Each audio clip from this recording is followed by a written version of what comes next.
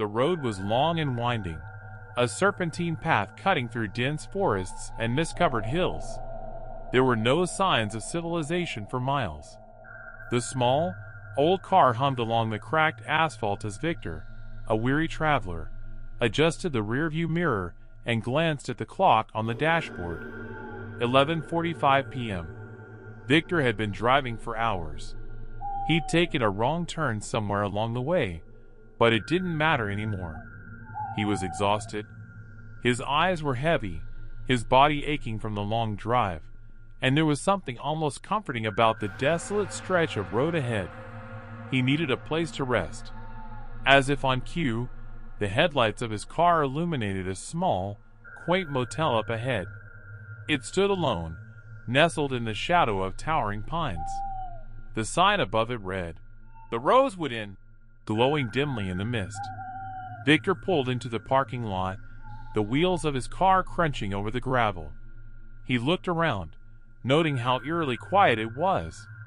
The motel seemed almost out of place. The building was old but well maintained, with a vintage charm. The kind of place you'd expect to find in a remote corner of the world, forgotten by time.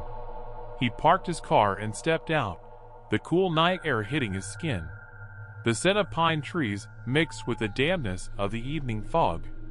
Victor yawned, rubbing his eyes, as he made his way to the entrance.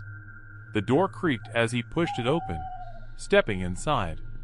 The lobby was dimly lit, with wood paneling on the walls and a musty smell hanging in the air. A soft, old-fashioned carpet covered the floor, and an antique chandelier hung from the ceiling, casting a faint glow. Behind the front desk stood a man in his late 50s, impeccably dressed in a formal suit. He had slicked back hair and a sharp, almost eerie smile that didn't quite reach his eyes. His name tag read, "Mr. Caldwell." "Good evening." Mr. Caldwell greeted Victor in a low, smooth voice. "I see you arrived just in time for a restful night's stay." Victor, slightly unnerved by the man's piercing gaze, nodded. "I need a room for the night. Just passing through." "Of course," Mr. Caldwell said, his eyes narrowing as he looked over Victor. "You're in luck. We have a room available just for you. A special room." He paused, as if considering his next words carefully. "Room 213. It's a very quiet room."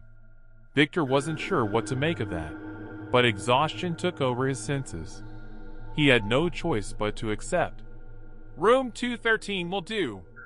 Mr. Caldwell handed Victor a brass key, the number 213, etched onto it in faded gold.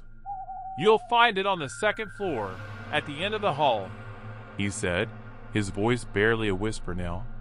"Enjoy your stay, Mr. Davis. I'm certain you'll find it perfect." Victor raised an eyebrow at the odd emphasis on the word perfect, but he didn't question it. He smiled weakly, took the key, and made his way to the stairs. As he ascended to the second floor, a strange chill swept through the hall. The air felt heavier, thicker, as if the building itself were holding its breath. The long, narrow corridor was lined with dark wooden doors, each numbered in old-fashioned brass. Room 213 was at the far end, just as Mr. Caldwell had said. Victor approached it slowly, the creaking of the floorboards beneath his feet sounding louder than they should. He inserted the key into the lock and twisted it. The door opened with a soft groan. Inside, the room was dimly lit by an old desk lamp on the nightstand. The bed was large, covered with a deep red comforter, and a single armchair sat by the window. The room had an almost nostalgic feel to it, the kind of place you might expect to find in a book or an old film. But there was something about it that Victor couldn't quite put his finger on. The air felt thick, heavy with an unsettling silence. He placed his suitcase on the bed and moved to the window. The night outside was pitch black, the forest surrounding the motel seemingly alive with the sounds of distant rustling. Victor pulled the curtain shut and turned back to the room. That's when he saw it. There, on the wall opposite the bed, was a large, framed portrait of a man in a dark suit. His face was stern, with sharp features and cold, gray eyes that seemed to follow Victor wherever he moved. The man's lips curled into a faint, unsettling smile. Victor shuddered. The portrait felt out of place in such a small, ordinary motel room. Who was the man? And why was he watching him? He shook off the thought. It was late, and he was simply tired. He turned away from the portrait and decided to take a quick shower before bed. The bathroom was small but clean. The light flickered as Victor stepped into the shower, the hot water cascading over him. He let out a sigh of relief, closing his eyes and allowing the warmth to relax his tense muscles. For a moment, he felt like he was finally at peace. But as he reached for the shampoo, he heard it. A soft, almost imperceptible knock. Tap, tap, tap. It came from the other side of the bathroom door. Victor froze. He quickly turned off the water and stepped out of the shower, his heart racing. He wrapped a towel around his waist and moved cautiously toward the door. The knocking came again, slightly louder this time. Tap, tap, tap. He hesitated, his mind racing. Who could it be? The hotel was practically empty. He hadn't heard anyone else on the floor, and the noise seemed to come from nowhere. "Hello?" Victor called out, his voice shaking. "Is someone there?" There was no answer, only the silence of the room pressing in around him. He opened the door slowly, but there was no one there. The hallway outside was empty, the dim light from the old sconces casting long, distorted shadows along the walls. Victor's pulse quickened. He couldn't explain it. It was as though someone, or something, was watching him, waiting for him to let his guard down. A voice echoed in his mind, the soft whisper of Mr. Caldwell's words. "Room 213. It's a very quiet room." The chill in the air seemed to intensify, and Victor suddenly felt as though he had made a terrible mistake by coming here. He slammed the door shut and locked it. His hands were trembling. But when he turned around to face the bed, something caught his eye. The portrait, the man in the painting. His smile was wider now. And his eyes, they were no longer cold. They were alive. And they were staring directly at Victor. The morning light filtered through the heavy curtains, casting a soft, muted glow across the room. Victor woke with a start, the remnants of a restless night still lingering in his mind. His head ached, and his body felt sore, as though he'd spent hours tossing and turning. The faint, lingering sense of unease hadn't left him. He sat up slowly, rubbing his eyes, and glanced around the room. The portrait of the man still hung on the wall, its unnerving smile unchanged. Victor couldn't shake the odd sensation that it had somehow been closer to him the night before, but as he looked at it now, the painting seemed to return to its original position. Still, the disquieting feeling lingered. He pushed the thoughts from his mind. The motel was old, he reminded himself, with creaky floors and drafty hallways. It wasn't unusual for such places to make you feel a bit on edge. It was simply the effect of being in an unfamiliar place after a long drive. Victor stretched, feeling the tension in his muscles, and glanced at the clock. It was just past 8 a.m. He hadn't planned to stay in the room for too long, but the fatigue of his journey had caught up to him. He stood up, walking over to the small desk in the corner, and sat down to make some quick notes for his work. He had a meeting in the afternoon, but for now, he had a few hours to kill. After a moment, there was a soft knock at the door. Victor stood, surprised. He wasn't expecting anyone, and certainly not this early in the morning. He walked cautiously to the door and peered through the peephole. To his relief, it was just the motel's manager, Mr. Caldwell, holding a small tray in his hands. "Good morning, Mr. Davis," Mr. Caldwell greeted in his usual calm, measured tone. I hope you slept well. I've brought you breakfast as promised. Our guests are always treated to something special. Victor opened the door just a crack, still wary. Thank you. But I didn't. Oh, it's no trouble at all. Mr. Caldwell interrupted smoothly, his smile never wavering. It's part of our hospitality here. We like to take care of our guests, especially those staying in room 213. Victor couldn't help but feel an odd twinge in his stomach. He had no memory of requesting breakfast, nor had he even mentioned needing anything. Still, it wasn't the time to be rude. He stepped aside to let the man in, and Caldwell entered, placing the tray on the desk. The tray was simple: scrambled eggs, toast with jam, and a steaming mug of coffee. But there was something about it that didn't seem quite right. It looked too perfect, as though the food had been prepared just for him. Victor couldn't explain it, but the sight made him uneasy. Please enjoy, Mr. Caldwell said, his voice soft and almost hypnotic. You'll find everything here to your liking. Victor nodded stiffly, feeling the weight of Caldwell's eyes on him as he sat down to eat. The silence stretched between them, thick and uncomfortable. Finally, after a long pause, Victor spoke up. Is there anything to do around here? I'm just passing through, and I have some time to kill. Caldwell's smile never faltered. Oh, there's not much to do here. Just the quiet, the peace, and of course, the beautiful surroundings. The woods are lovely this time of year. Perfect for a walk or a short hike. Victor nodded but wasn't quite convinced. The area around the motel felt too isolated, too cut off from the rest of the world. He wasn't sure he wanted to venture into the woods, especially after the strange atmosphere he'd already encountered. Sounds nice, Victor said, forcing a smile. But I think I'll just stay in for now. Of course, Caldwell replied, the smile never leaving his face. Feel free to let me know if you need anything else.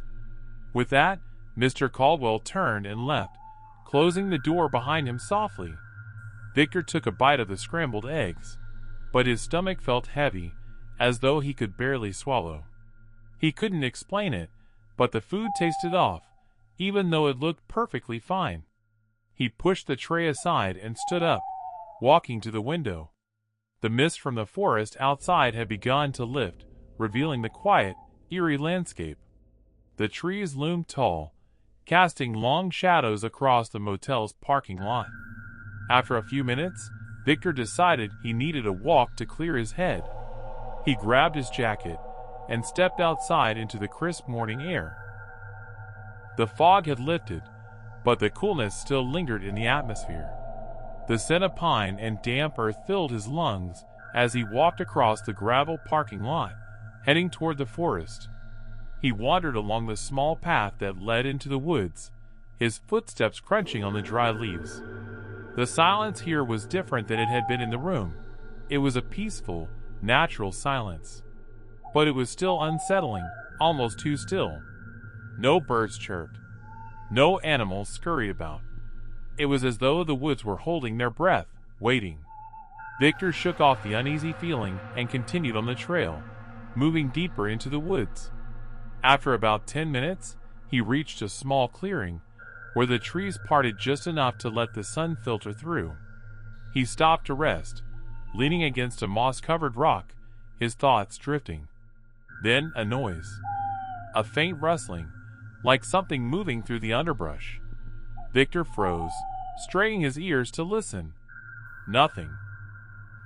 He waited a moment, then shook his head. Maybe it was just an animal, he told himself. The sound of wind through the trees. But the longer he stood there, the more he felt an odd pressure in the air, like he wasn't alone. Turning to head back to the motel, Victor's mind kept wandering back to Mr. Caldwell's unsettling presence. There was something about the man that didn't sit right with him. The way he spoke, his constant smile, it all felt like it was part of a carefully rehearsed act. As he returned to the motel, the strange feeling in the pit of his stomach had only deepened. His brief walk had done little to shake the tension, and the sight of the Rosewood Inn looming ahead felt even more oppressive now. The building felt like it was watching him, waiting for something. Victor headed back to his room, hoping for a break from this strange atmosphere, but deep down, he knew that something was off about this place. And it was only just beginning to dawn on him that leaving might not be as simple as he thought.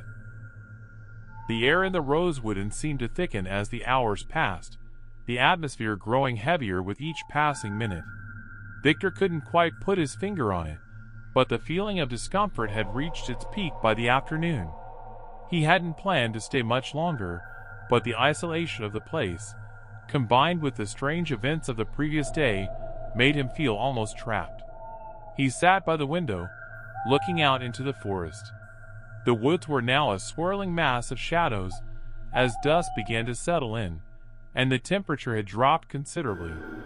The day had been unnaturally still, the sun hidden behind thick clouds, as though the sky itself was holding its breath. Victor's thoughts kept drifting back to the odd interactions he'd had with Mr. Caldwell. The man was unnervingly polite, but something about him felt off. Every word he spoke seemed deliberate, as though he were playing a role in a script he knew all too well.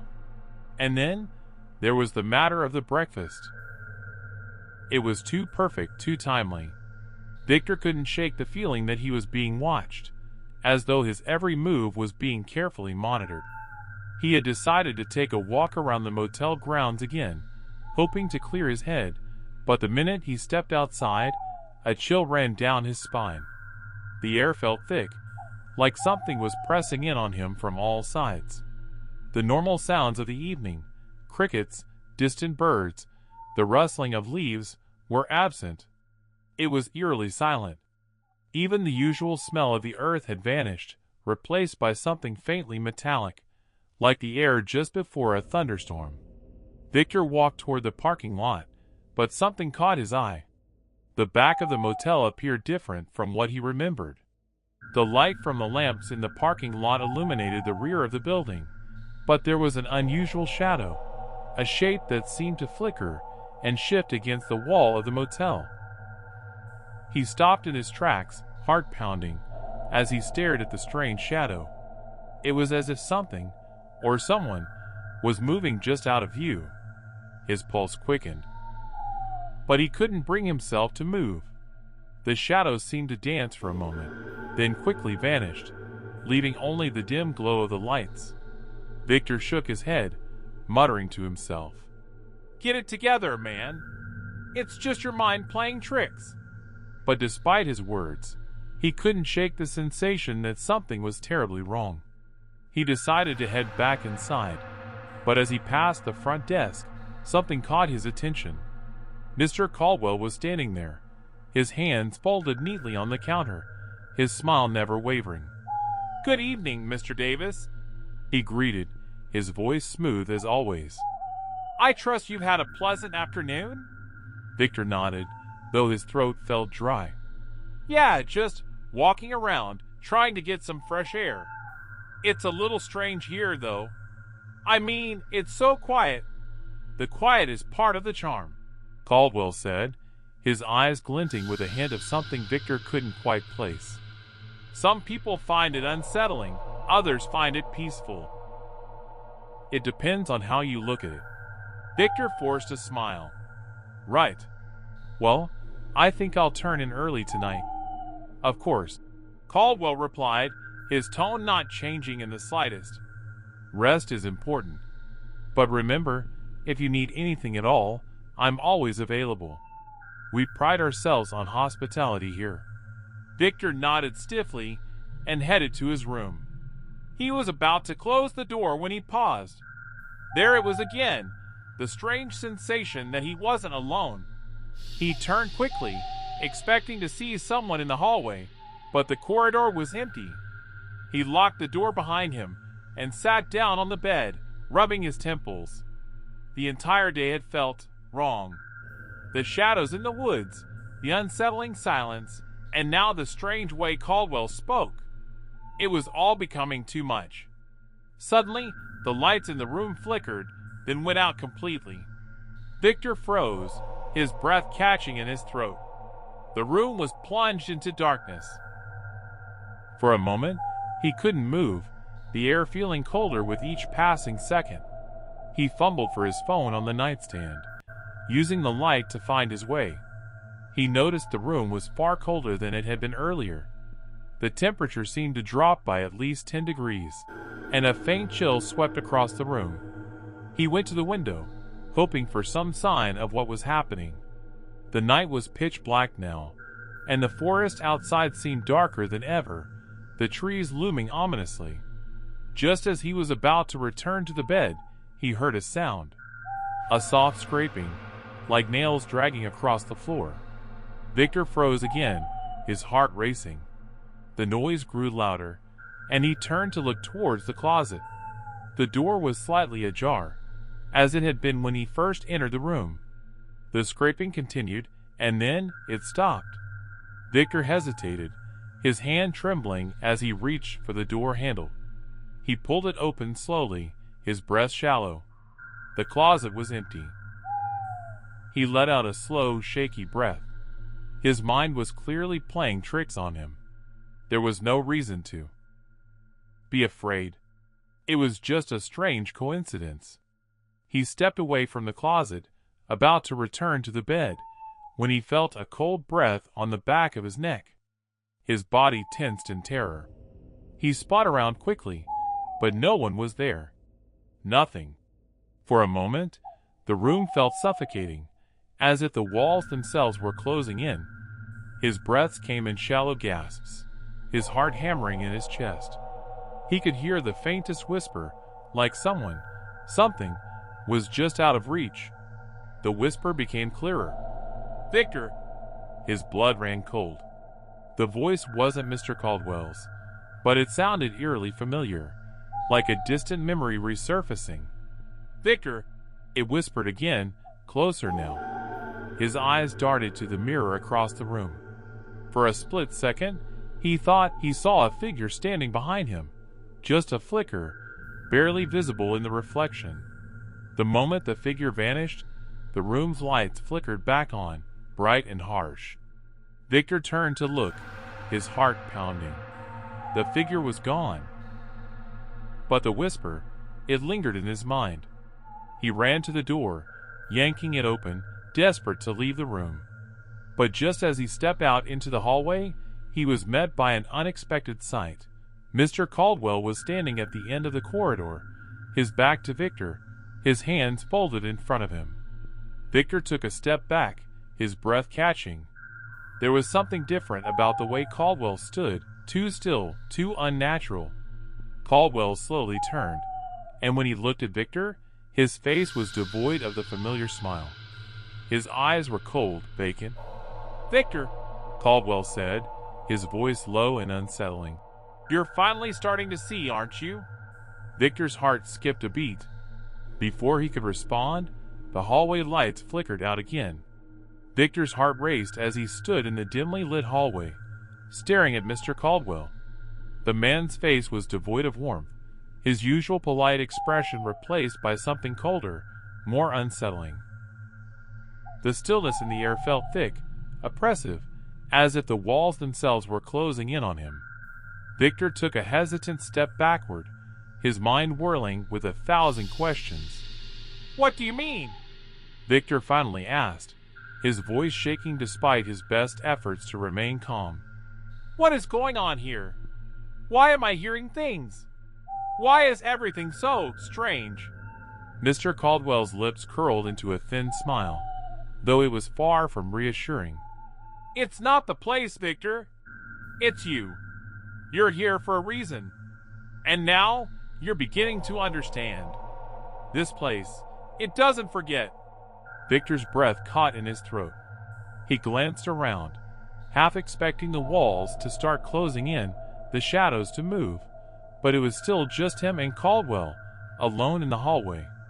The air seemed to vibrate with unspoken tension, a foreboding hum that made his skin crawl. "Listen," Victor said, trying to steady himself. I don't know what you mean by this place doesn't forget, but I need answers. I don't care about the creepy noises or the whispering anymore. Just tell me what's happening. Mr. Caldwell's expression softened slightly, but the odd emptiness in his eyes remained. I'll tell you everything, Victor, but you must understand, the truth you're seeking, it's not something you can easily undo. Victor's confusion deepened. Undo? What do you mean? With a slight tilt of his head, Caldwell gestured for Victor to follow him. Wordlessly, Victor obeyed, his feet moving on their own as he was led down the hallway. As they walked, the silence between them grew heavy, oppressive.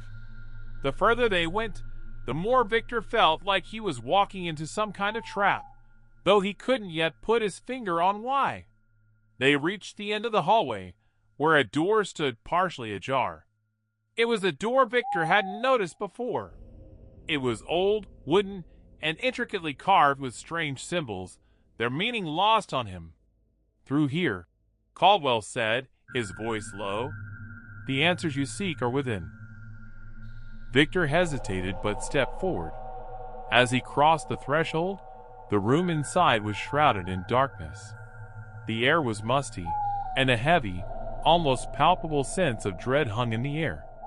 A single flickering candle on the table cast eerie shadows along the walls, revealing stacks of dusty books, old photographs, and strange artifacts that gave the room a sense of otherworldly age. I don't understand, Victor said, his voice barely above a whisper. What is this place? This is the heart of Rosewood, Caldwell answered, his tone distant. Where it all begins and ends. Victor stepped further into the room, his eyes scanning the items that littered the shelves. His gaze landed on an old photograph, one of a group of people in front of the Rosewood Inn. But what struck him most was the young man standing in the middle of the group. His eyes were hauntingly familiar. Victor's stomach lurched as he realized who it was. The man in the photograph looked exactly like him. No, this can't be, Victor stammered, taking a step back. This doesn't make sense. Caldwell's voice came from behind him, calm and resigned. It's not the first time, Victor. This has happened before. The cycle is endless. You are not the first. You won't be the last. Victor's knees weakened as the pieces slowly started to fall into place. He turned back to Caldwell, his face pale. What cycle? What are you talking about? Caldwell let out a deep sigh, as if the burden of truth weighed heavily on him. This motel is cursed, Victor. But it's not the building itself. It's the souls of those who enter it. The ones who wander here are tied to it, trapped in a loop of their own making. It's as if their fates are sealed before they even arrive. Each time, they live a portion of their lives here, trapped in a never-ending cycle of confusion, fear, and despair. Victor's mind reeled. So I'm not real? None of this is real? No, you are real, Victor. You've always been real, Caldwell explained. But your soul, your essence, it's bound to this place, this cycle. And every time you come here, you repeat your mistakes, your regrets. You live out your worst fears again and again. Victor staggered back, his mind struggling to grasp the enormity of what Caldwell was saying. How do I get out? How do I break free from this? Caldwell's gaze darkened. The only way to break the cycle is to face your regrets, to confront the truth that brought you here in the first place. But even then, the truth is a heavy burden. Victor's throat tightened as the memories flooded back, memories of his past, of decisions he had tried to bury, of a life filled with guilt and shame. He had come to the Rosewood in searching for something, seeking redemption, but now it was clear he had been running from himself. He closed his eyes, feeling the weight of the truth settle on his shoulders. I'm sorry, Victor whispered, the words barely audible. I'm sorry for everything. For a moment, nothing happened. The room remained still, the only sound the distant rustling of wind outside. Then, slowly, the tension in the air seemed to ease. The oppressive heaviness lifted, and the room grew warmer. The darkness began to recede, replaced by a soft, golden light that seemed to come from nowhere. Caldwell stepped forward, his expression softening. "You've taken the first step, Victor. The cycle has been broken. You can go now." Victor felt his heart rate slow as he realized what had happened. He had faced the truth, and in doing so, the weight that had held him captive for so long had been lifted. The Rosewood Inn, once a place of nightmares, now seemed like nothing more than an old building, a memory fading into the distance. He turned and walked toward the door, but as he stepped into the hallway, he paused. The world outside seemed different now, bathed in the soft light of the rising sun. It was as though he had been reborn, freed from the torment of his past. Victor stepped outside and took a deep breath, feeling the cool air fill his lungs. For the first time in years, he felt at peace. As he walked away from the Rosewood Inn, he didn't look back. The regret that had once chained him was gone, and with it, the darkness that had haunted him. He had found redemption, not in running away, but in facing the truth. And in that truth, he had found freedom. The Rosewood Inn faded behind him, its haunting presence slipping away like a forgotten dream. Victor was finally free. Years later, Victor would look back on his time at the Rosewood Inn with a bittersweet smile. He had moved on, rebuilt his life, and found peace. But there would always be a part of him that remembered the strange man named Mr. Caldwell, the whispers in the night, and the lesson that had saved him. And though he was no longer burdened by guilt or fear, he would never forget the price of breaking the cycle. Because sometimes, the only way to truly escape the past is to face it head on.